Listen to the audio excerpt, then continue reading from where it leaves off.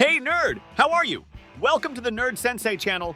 Today, we'll be comparing the power levels of all the Jinchuurikis in the Naruto world from the weakest to the strongest among them. But before we start discussing the power levels of each of them, it's worth mentioning a few things. What I'll list here is the power of the Jinchuurikis along with their tailed beasts, and not just the power of the bijus themselves.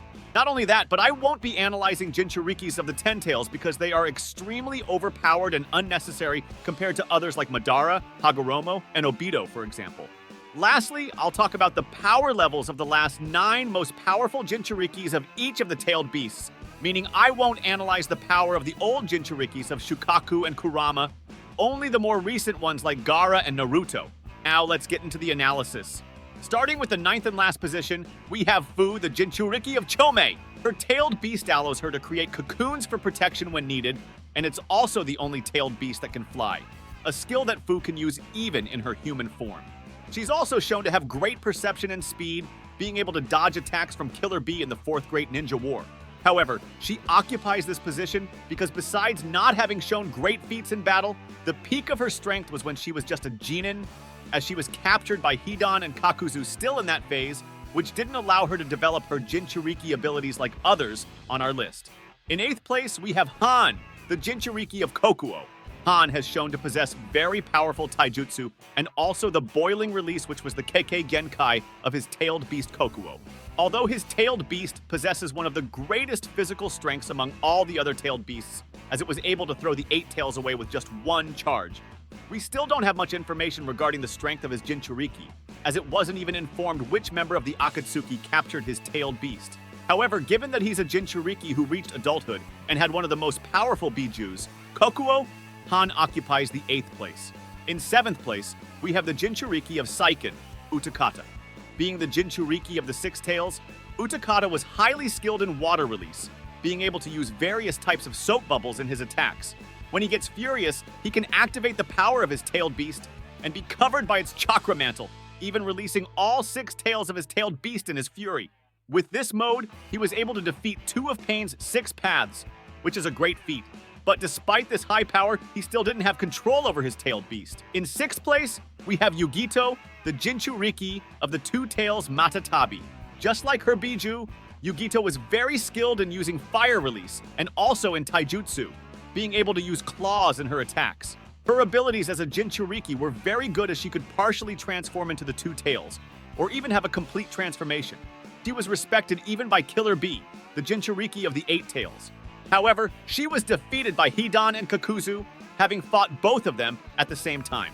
In 5th place, we have the Jinchuuriki of Shukaku, Gaara. Gaara is in this advantageous position on the list, not because of the strength of his tailed beast, but rather because of his own power. Even without Shukaku, Gaara still possessed the magnet release, which allows him to control sand for both offense and defense. Gaara was so powerful that he was defeated by Deidara because Deidara was targeting attacks at the Sand Village, causing Gaara to focus his efforts not on protecting himself, but rather on protecting the entire village, which was his responsibility. Even after the extraction of his tailed beast, Gaara remained very powerful, which contributes to the hypothesis that regardless of having Shukaku in his body or not, Gaara was still worthy of the title of Kazekage. However, due to not having complete control over his bijuu, he falls behind the next 4 Jinchuurikis on our list. In 4th place, we have Roshi, the Jinchuuriki of Son Goku. Roshi occupies this position because he is an extremely skilled Jinchuuriki in controlling his tailed beast, being able to easily perform partial transformations and even creating a lava armor thanks to the Kekkei Genkai of his bijuu, the lava release.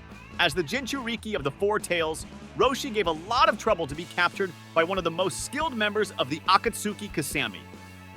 Thus, thanks to his great control over his tailed beast and his overpowering lava release Kekkei Genkai, he takes our 4th place. Now we've reached the top 3, and in 3rd place, we have the Jinchuuriki of Isobu, Yagura.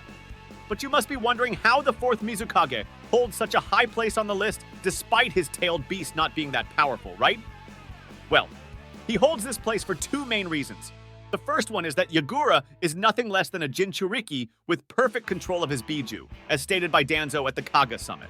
The second reason that puts Yagura in this position is that he is simply absurdly strong, being one of the only Jinchuurikis capable of defeating members of the Akatsuki.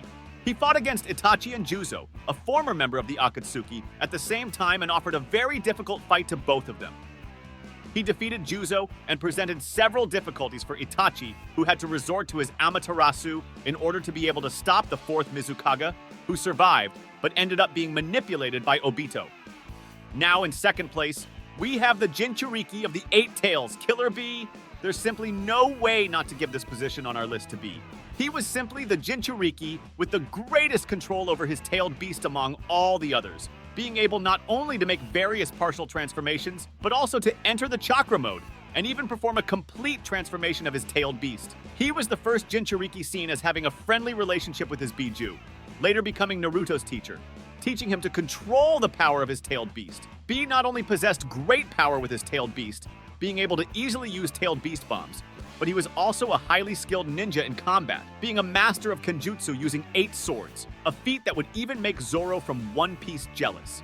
In addition to all this, he was also capable of using fire, water, and lightning releases, being very powerful when using the latter, capable of rivaling even Sasuke. Furthermore, Bee had enormous chakra with his tailed beast, with even Kisami's Samahata sword enjoying being in his company due to Bee's immense chakra reserves. One of the clearest feats of his incredible power is that he simply stood up to Sasuke and his team, putting Sasuke in a very bad situation multiple times in the fight. Not only that, but he was also able to fight against all the other Jinchuurikis at the same time alongside Naruto.